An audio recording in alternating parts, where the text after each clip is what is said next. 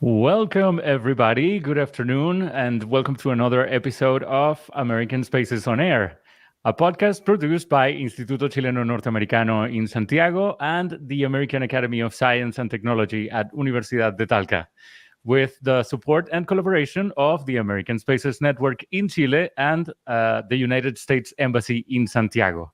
Joining us today, we have a very special guest. She is a PhD in math from University of Minnesota and is currently doing a fellowship in Chile and Germany. Please welcome Susanna Fishel. Hi, Susanna. How are you today? Hello, I'm fine. Thank you very much for having me here. So, and I'm Very good. delighted to be here. We are delighted as well to have you here joining us. Let's begin with the first question, Susanna. Since when are you living here in Chile and specifically in Talca? Oh, so let's see. We've been here since August. So we arrived August 15th or something like that and spent 3 days in Santiago, and we've been in Talca ever since. I'm here with my husband, and yeah, we'll be here until the middle of December. So that's the plan. Very good. And why did you choose to come to Chile for the Fulbright U.S. Scholar Program? Oh man, there's a bunch of reasons. So let's see.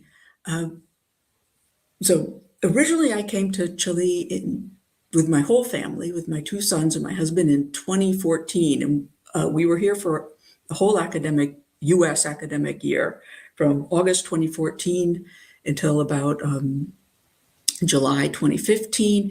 And we came here mostly because I knew somebody from math meetings at University of Talca. But we got to Talca and it's got a great math department. It's really perfect for me. There's all sorts of people working on not exactly what I work on, but adjacent areas. So I can talk to a whole bunch of people here. And then we just we fell in love with Talca and Chile in general. And so when I got the chance for the next sabbatical, I applied to come here. So very good. That's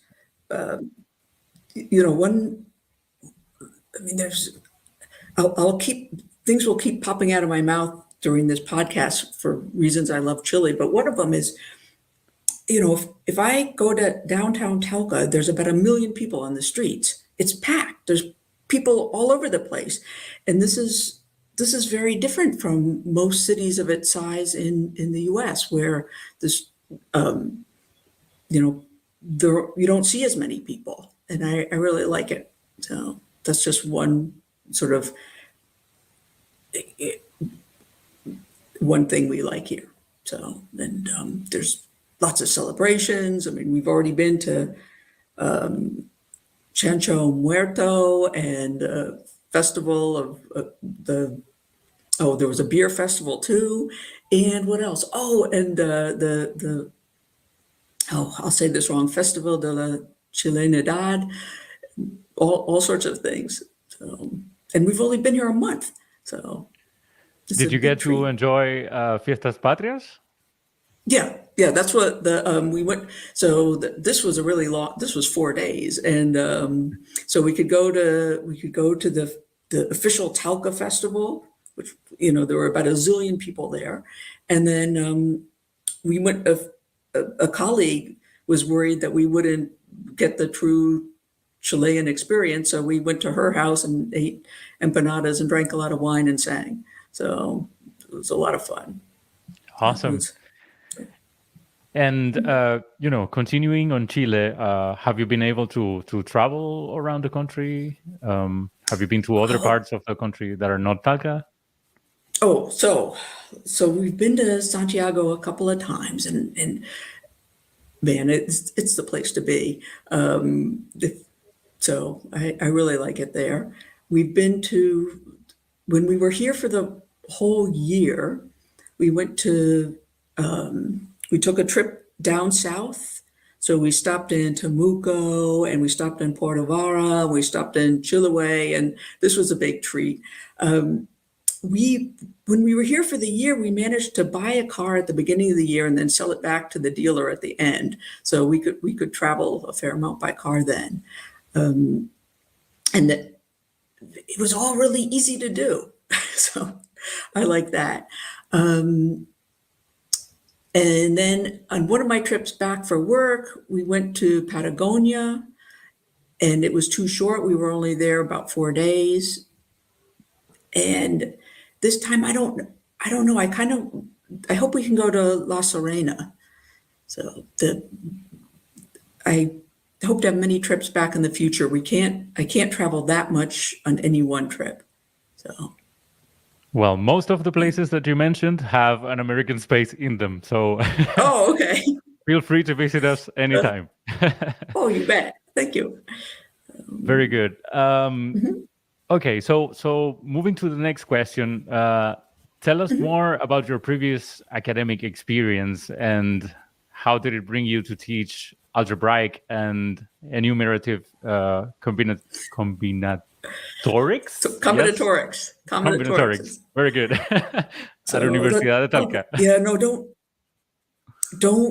don't worry. Every spell checker in the world flags combinatorics as getting wrong, being incorrect. It just doesn't know how to deal with it. So I'm not surprised. So let's see. I just sort of, I don't want to say like I just sort of drifted into math, but there were many little things along the way that brought me to this. I had originally thought I would major in English, but I kept, when I was in college, I would always get these terrible summer jobs. And one of them was working at Kentucky Fried Chicken, and I don't eat any meat. And so I was just miserable. And I thought, well, maybe I ought to learn a skill, just one skill that would probably be good for me. So I learned, this was a long time ago. This was about 40 years ago. So I thought, okay, I'll try to learn how to program. That seems to be something that's going on. And I like programming a lot, but it seemed like, once we got to theory and things started getting interesting, it seemed more like math. And they kept saying, oh, we can't talk about this part. This is math. At least that happened a fair amount back then. So I sort of switched into math, and then I took a course that I just loved on something called symmetric functions, and that led me to combinatorics. And it just seems like a natural fit for me now. But this has been doing this for a long time. So was that? Oh, so that's how I ended up in combinatorics. Should I say more about? Here's sort of a tangential thought. I'm not used to podcasts, and this is all new for me. I've never seen or heard a podcast, and I was wondering as I was walking to work today, is that good or bad that I don't know what to do? So, will it lead me to have a whole new way of looking at this, or will it just be crazy? It depends. Podcasts are gaining more and more popularity each year, and they are a great tool to share information. So, Okay. yeah. So maybe, for example, if you want to communicate something that you have discovered about your field of study, starting a podcast would be a great idea. So, yeah. Okay, so sometimes in combinatorics, there are certainly many lectures that people give to an audience that are recorded and you can find online. But they're not especially made for the people online. They're typically made for people who are sitting in the audience. So maybe, okay, that's something to think about. Yeah.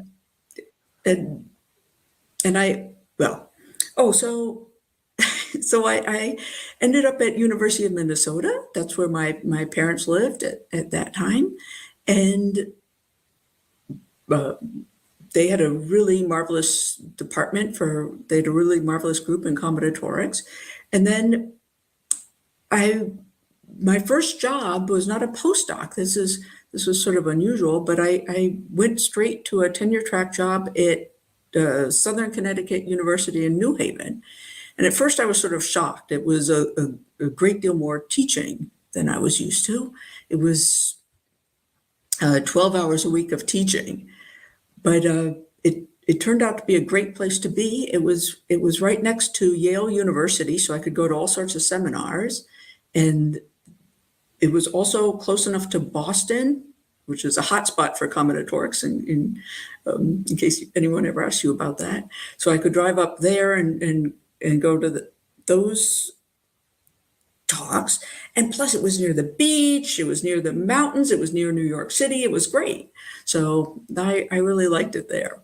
But then all of a sudden so a friend of mine back in Minnesota got a job at a computer graphics company.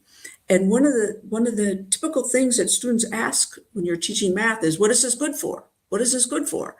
So I thought, well, maybe it would be good for me to work at a computer graphics company. So I could say, well, when I was working at the computer graphics company, I used this kind of math or that kind of math. So I worked there for a summer and I really liked it. And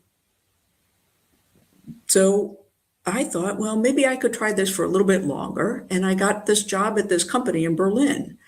And this seemed like a huge adventure. How could I not do this? So off I went and I lived in Berlin for 9 years, and I worked at a company that no longer exists. Some of its products still do. The company was bought by NVIDIA right after I left. So NVIDIA is a big, they make graphics chips and other stuff too, I guess. So I worked at Mental Images, and I met my husband in Berlin at a party. And then I had 2 kids, and let's see, I got a job at ASU in 2007, but I actually got the job in 2006. So I left Mental Images about 6 months before going to the US, and I taught for a semester just to sort of practice at a German university. So that was I find it very interesting that you are talking about several jobs that you've had a number of years ago, and how they are so relevant nowadays, and everybody wants to be a programmer or yeah. I think I was lucky. The job at Mental Images was not high stress, and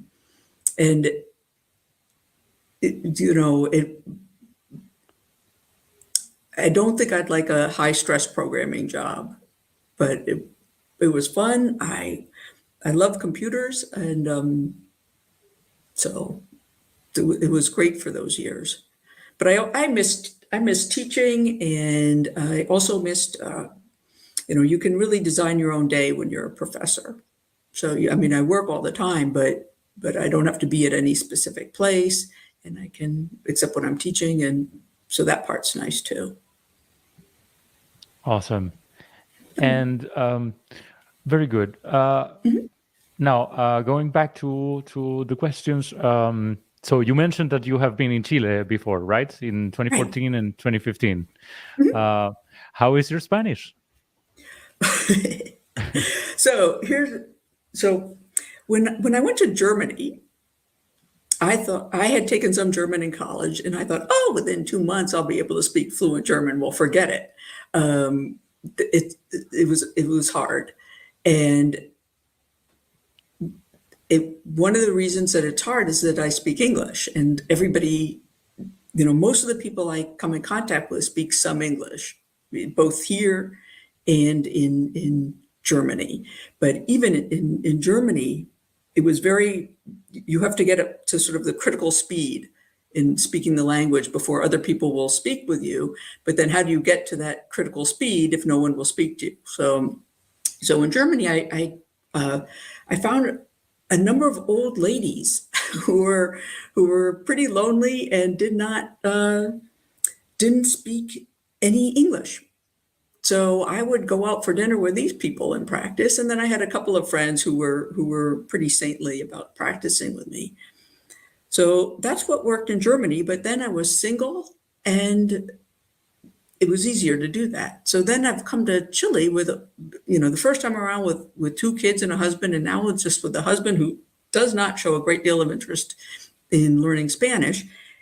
And so it's much harder. And plus I'm older. So my brain is a little harder too. So all this is a way of saying my Spanish is pretty bad.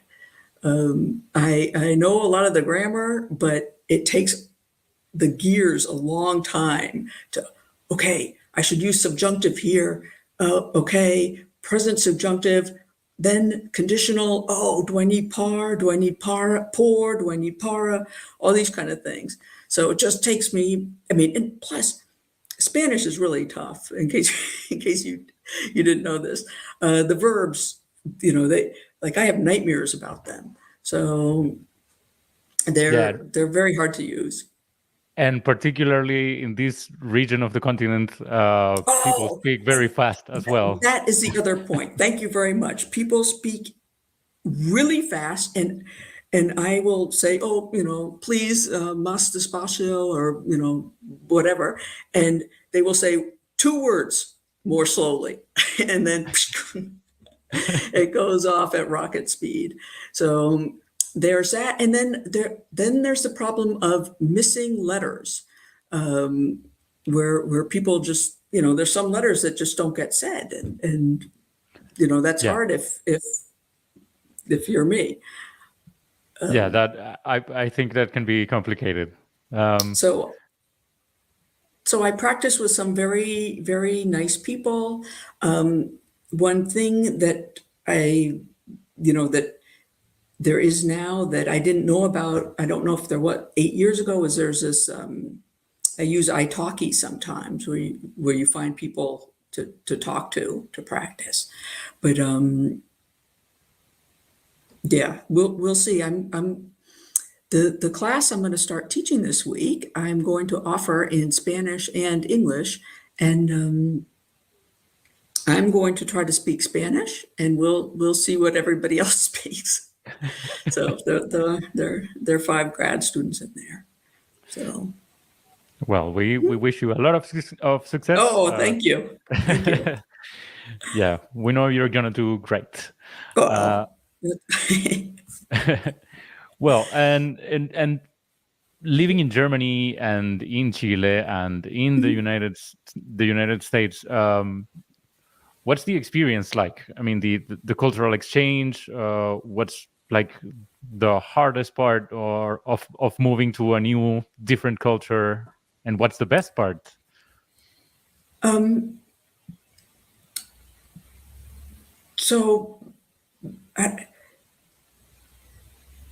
The hardest part is certainly all the paperwork.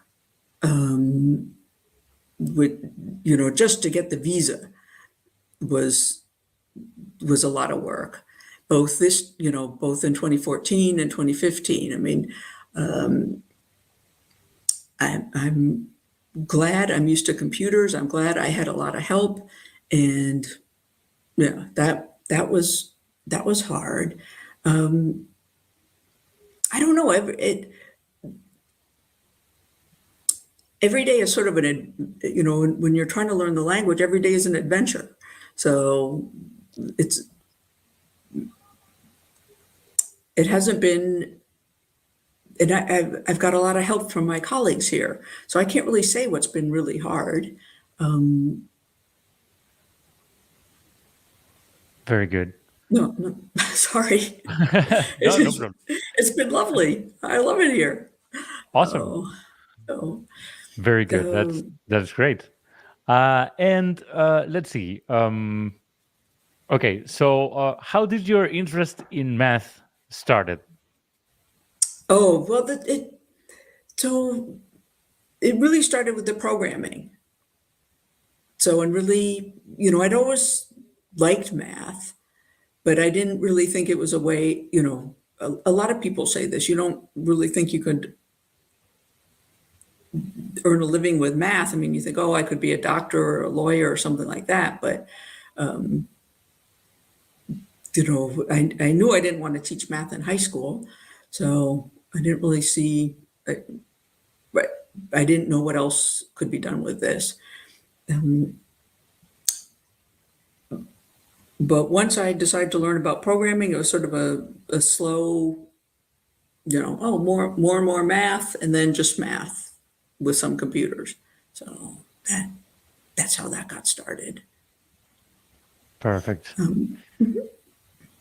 Interesting. So programming, what's the, programming, as I was mentioning a little bit before, is increasingly a career that more and more people are choosing. Why do you think learning programming is so important?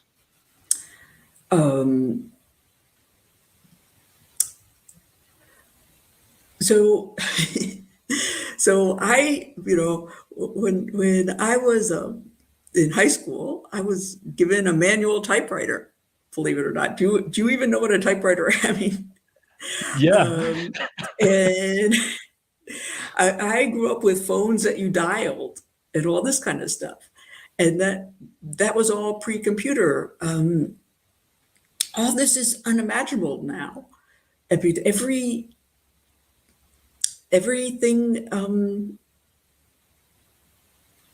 is connected by computers.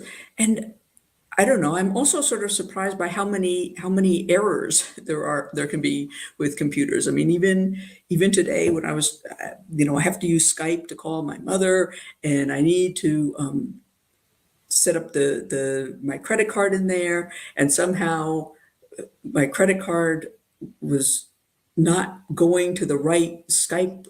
I have several Skype accounts, and it wasn't going to the right Skype account, even though I was clearly there. And but then anyway, I mean, there's still tons of things that don't work seamlessly. So I don't think there will ever be, computer infrastructure will ever be done. is sort of my impression. Which is why I think maybe we need programming. Exactly. Yeah. And so I don't remember the numbers, but I think at least half of the people who get PhDs, even in pure math, don't go on to be professors. I mean, a lot of people who get PhDs in pure math go on to program and, work at companies where computer skills are used. So I really don't know very many mathematicians who can't program. So even for this, it's nice. That's pretty useful. That's interesting. That's not something that a lot of people would assume. Yeah, I mean, not everybody programs as much as I do, but most people can sort of get around to, an example, type something like that, at least in combinatorics. So very good. Okay. Now, which similarities do you see between the United States and Chile when it comes to culture in general? And yeah, that question first. Okay, culture is a big thing.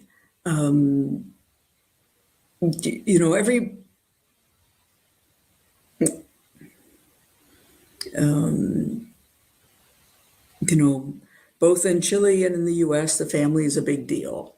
I would say people in Chile are more social. There seems to be a lot more social activity than in the U.S.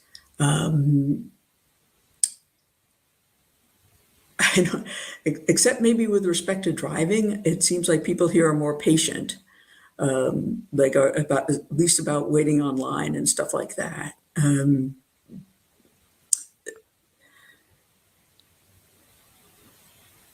I'm trying to think of what.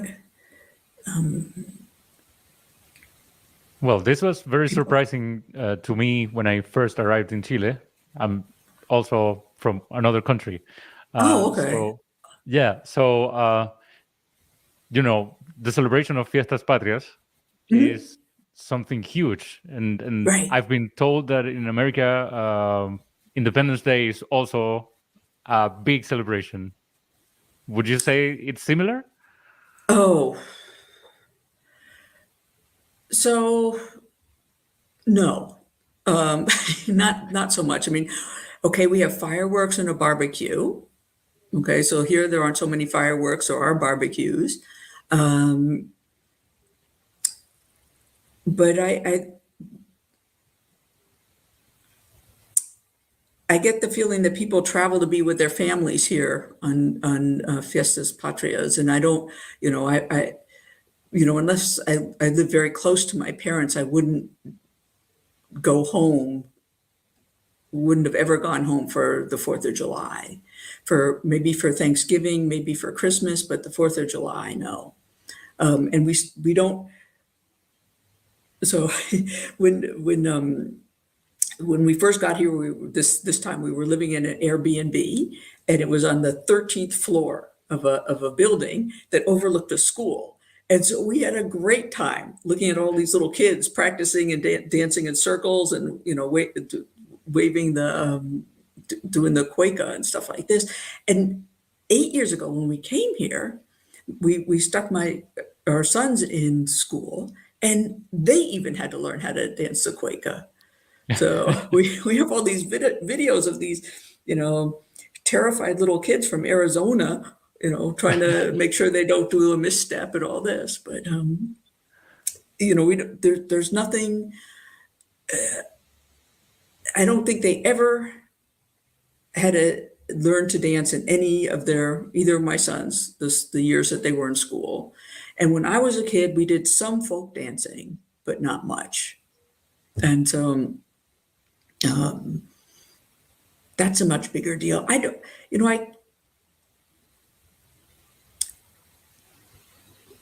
have such a small sample size for Chile, and also in some sense for the U.S. I can't really say.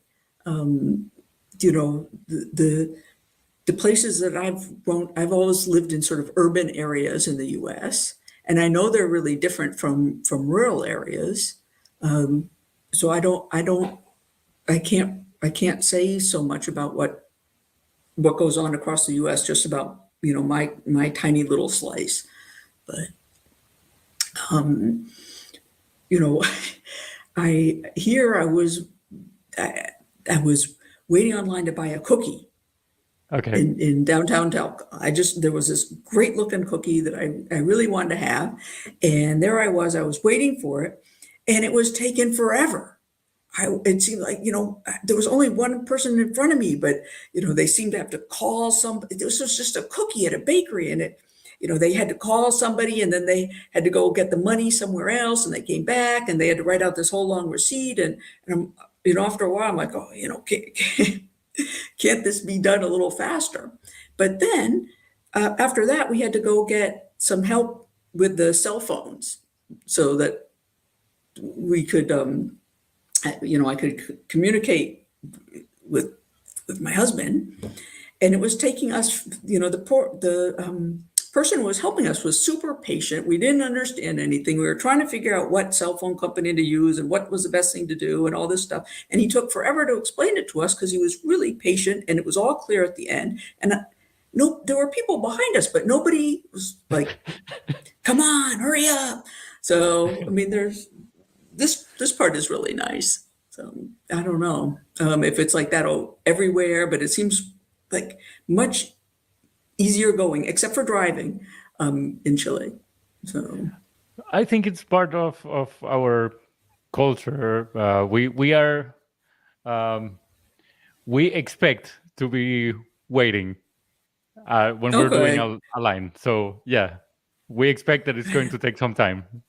Okay, but I was really grateful that this person took the time to explain everything perfectly to us. And it's hard to explain to us Awesome. So this Yeah, was really nice. absolutely. Very good. And when it comes to, let's see, yeah, and when it comes to how you live your academic life here, what can you tell us about that? Oh, so I'm sort of in a bubble. So I have no idea about the rest of the university. I talked to some people, but I don't have any idea about the administration or the structures that go on in the rest of the university like I would at ASU. But okay, so I'll give you an example. I'm supposed to start teaching this week a class, and I'm going to have, I think, 5 students who've signed up for it. So that's great. Usually in the US, what we do, even for these small graduate classes, is we schedule a time way in advance and we set it up. And then, okay, you can come. Great. You can't come. Too bad for you.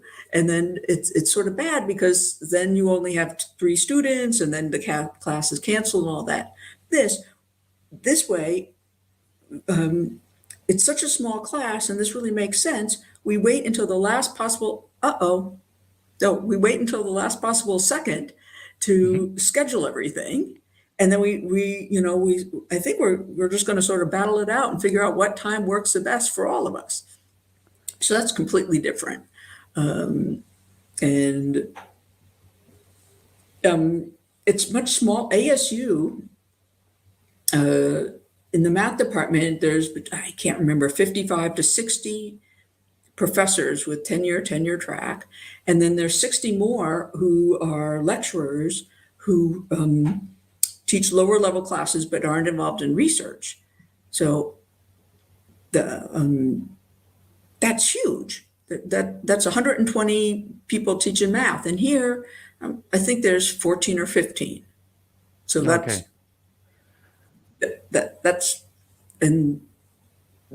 that's different. And yeah. Very good.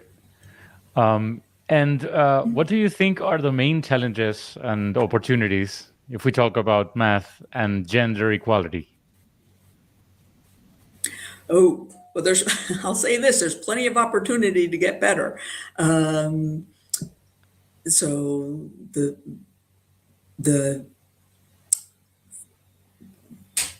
numbers are pretty small for women and other minorities at research universities. So for the lecturing jobs that don't involve research, it's a little more equal. So I'm hoping to learn a lot about this while I'm in Chile. There's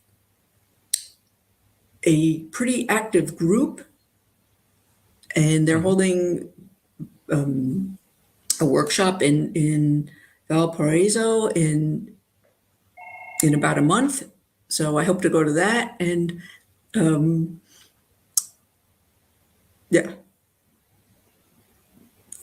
learn more about what people here are doing.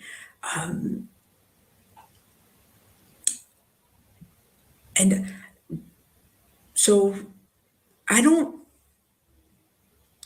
I explain? So I don't actively study this area. And, so I'm hoping to learn more about it while I'm here and learn more about the numbers and all this.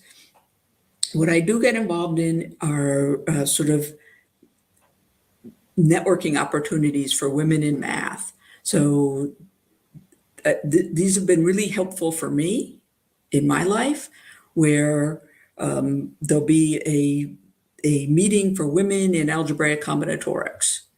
And I get to know many more people at a greater depth than I would at a regular meeting where we're just sort of dispersed all over the place. And so that's been pretty good. I'm trying to organize more of these. So That's very nice. yeah. Yeah, seems like a way to, interact more closely with other people. Yeah. The small workshops are good anyway, but I'm less nervous at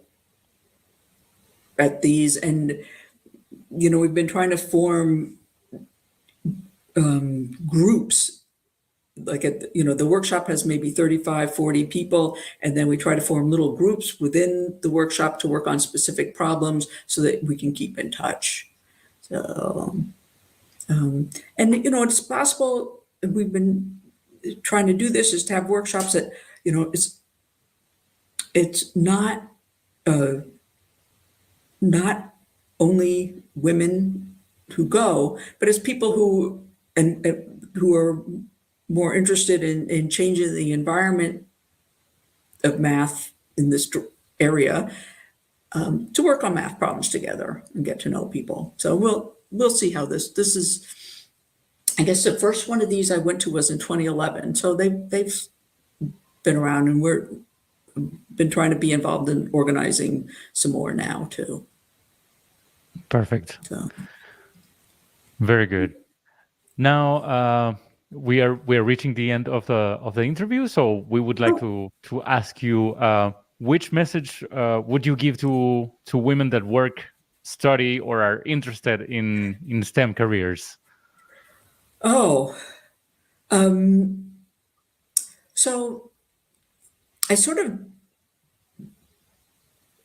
the one thing I do is I really, and this is hard for me to do, but it's super important for me. I don't know how it would help other people, but I try really hard to stop myself from comparing myself to other people. So, just sort of, I try to keep blinders on and not think, oh, that guy over there is so much smarter or anything like that. And this helps me a lot to try to not compare myself to other people. I'm aware of other people, but and I've certainly gotten tons of help from other people, but not compare myself. That's the main thing for me. Absolutely. Different people have different times for achieving things. So yeah, comparing can be harmful. Oh, it's terrible for me. So. So yeah. Very good, Susanna. It's been a pleasure having you here in American Spaces on Air. Thank you. Me too. And we hope we can collaborate further on more programs in the American Spaces network. As I mentioned before, we are a network of 14 spaces located all around Chile. So there's potential for yeah.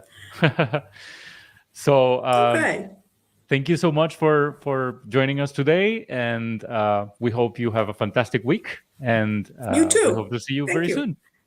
You bet. Okay. Bye-bye. Bye-bye.